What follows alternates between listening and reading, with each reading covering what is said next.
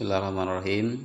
Assalamualaikum warahmatullahi wabarakatuh. Pada kesempatan kali ini saya akan membahas tentang satu bacaan yang berbeda dengan bacaan-bacaan biasanya yang disebut dengan gharib di dalam bacaan Al-Quran atau gharib muskilat di dalam bacaan Al-Quran. Gharib secara bahasa berarti satu hal yang istimewa, berbeda dari yang lain. Terdapat beberapa bacaan gharib di dalam Al-Quran menurut Imam Hafaz. Kali ini saya akan membahasnya secara singkat dan jelas. Adanya video ini diharapkan dapat membantu pembaca untuk memperhatikan ayat-ayat berikut saat membaca Al-Quran. Macam-macam bacaan Al-Quran yang termasuk dalam kategori gharib. Yang pertama adalah imalah. Bacaan gharib pertama ini adalah imalah. Imalah secara bahasa berarti cenderung atau belok. Dalam istilah qiraat, imalah berarti sedikit membunyikan fathah ke arah kasrah, setengah kasrah dan setengah fathah, sehingga bunyinya menjadi Menurut Imam Hafaz,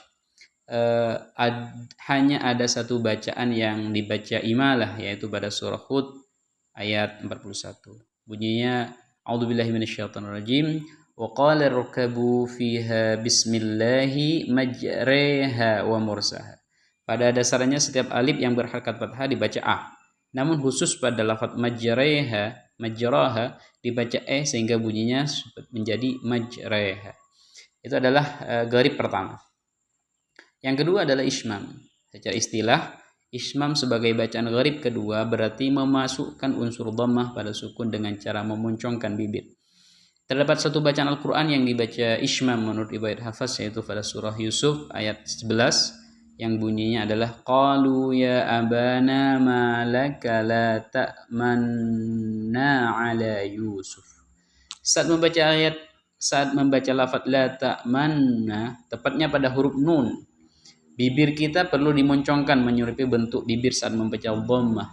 Apabila diibaratkan seperti membaca kata la ta'manuna. Namun bacaan u-nya atau bacaan dhammahnya tidak dibunyikan, hanya bibirnya yang tetap dimoncongkan. Jadi bacaannya adalah la ta'manna. Yang ketiga adalah saktah. Secara istilah berarti berhenti sebentar tanpa bernafas. Terdapat 4 bacaan dalam Al-Quran yang dibaca saktah.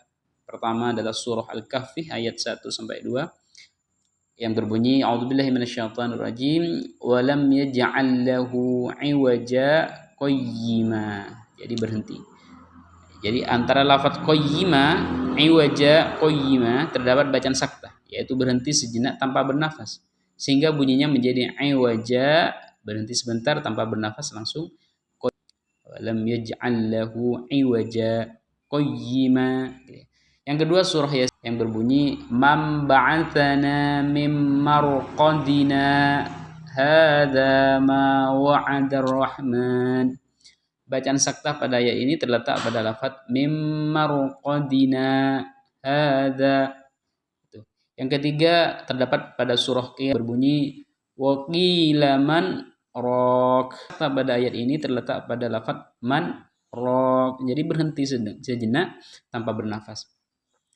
Saktah yang selanjutnya terdapat pada surah Al-Mutaffifin, yaitu terletak pada ayat qala bal rana ala. Bacaan saktah pada ayat ini terletak pada lafaz bal rana, jadi berhenti sejenak. Keempat adalah tashil. Tashil berarti membunyikan hamzah dan alif. Terdapat satu bacaan dalam Al-Quran yang dibaca tashil, yaitu pada surah Fussilat ayat 44 yang berbunyi A'udzubillahi minasyaitonirrajim a'jamiyyu wa arabi. Jadi bacaan a'jamiyyu wa arabi ini baca a'jamiyyu wa arabi. Bacaan a'jamiyun semula berbunyi a'jamiyun, karena dibaca tashil bunyinya menjadi a'jamiyun. Gharib yang nomor 5 yaitu adalah naql. Naql adalah istilah memindahkan harokat pada huruf sebelumnya. dalam riwayat Hafs terdapat satu ayat dalam Al-Quran yang dibaca nakal, yaitu pada surah Al-Hujurat ayat 11 yang terdapat di dalam ayat A'udzubillahi minasyaitonirrajim.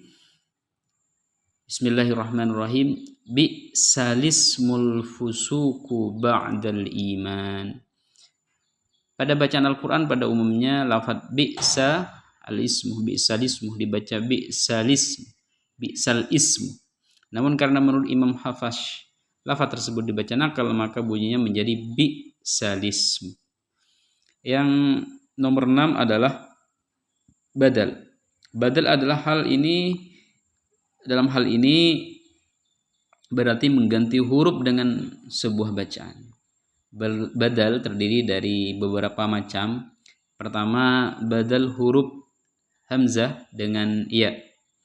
Huruf hamzah sukun di sini diganti dengan dibaca ya, khususnya apabila dibaca waqaf. Contohnya pada surah Al-Ahqaf ayat 4 yang berbunyi A'udzubillahi minasyaitonirrajim. Am lahum syirkum fis samawati tuni bikitabin. Pada ayat tersebut apabila dibaca wasal berbunyi am lahum syirkum fis samawati tuni bikitabin. Namun jika dibaca waqaf diberhentikan, bacaannya menjadi am lahum syirkum fis samawat ituni. Jadi i terletak pada fis samawati tuni. Ya, fis samawati tuni. Jadi kalau dibaca waqaf dibaca fis samawat, maka ketika baca ituninya dibaca ituni. Berbeda ketika diwasal, bacanya fis samawati tuni. Itu adalah hamzah diganti dengan ya. Kedua, badal huruf shad dengan sin. Jadi huruf shad diganti dengan sin. Hal ini terdapat di 3 ayat yang dibaca dengan cara ini. Pertama, pada surah Al-Baqarah ayat yang contohnya pada lafaz yabsutu dibaca yabsutu. Shadnya dibaca sin. Mad dan qasar. Mad dan qasar dalam hal ini adalah bacaan khusus pada bacaan pendek menjadi panjang ataupun panjang menjadi pendek. Contohnya adalah lafaz ana dan lakinna dibaca pendek. Jadi ana dan lakinna ini dibaca pendek. Contohnya pada surah Az-Zukhruf ayat 81 dan surah Al-Kahfi ayat 38. Fa ana awwalul abidin. Lakinnahu wallahu rabbi. Lafaz juga lafaz ad-dununa ar-rasula qawarirah tetap dibaca panjang ketika waqaf, khususnya untuk lafaz qawarirah dibaca pendek ketika wasal, jadi qawarirah qawarir. Kemudian ada lafaz salasila dibaca pendek ketika wasal dan dibaca panjang ketika waqaf. Contohnya pada surah Al-Ihsan ayat 4. Lil kafirina salasila wa aghlala. Jadi baca pendek. Ketika wasal dibaca pendek, tapi ketika diwaqaf maka dibaca panjang. Lil kafirina salasila. Dibaca panjang. Tapi ketika diwasal dibaca lil kafirina salasila wa aghlala. Kemudian lafaz mi'atain malaihim min nabai afain dan mi'ah yaitu selalu dibaca pendek. Kemudian lafaz nabluwah, liyarbuwah, linabluwah, litatluwah dan lan nad'uwah selalu dibaca pendek. Jadi bacaannya lan nad'uwah, tidak boleh dibaca lan nad'uwah. Lafaz samudah selalu dibaca pendek. Contoh pada surah Hud ayat 86. Ala inna samuda kafaru rabbahum. Jadi jangan dibaca ala inna samuda kafaru rabbahum, tidak boleh. Ini adalah termasuk bagian daripada bacaan gharib dalam mat dan qasar. Jadi tulisannya adalah tulisan seperti mat tapi bacaannya qasar. Kadang kalau di wasal itu dibaca pendek, tapi kalau di waqaf dibaca panjang.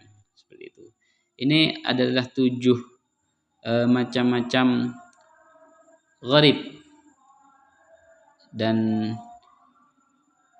muskilah yang menurut Imam Hafash, riwayat Imam Hafash. Mudah-mudahan bermanfaat.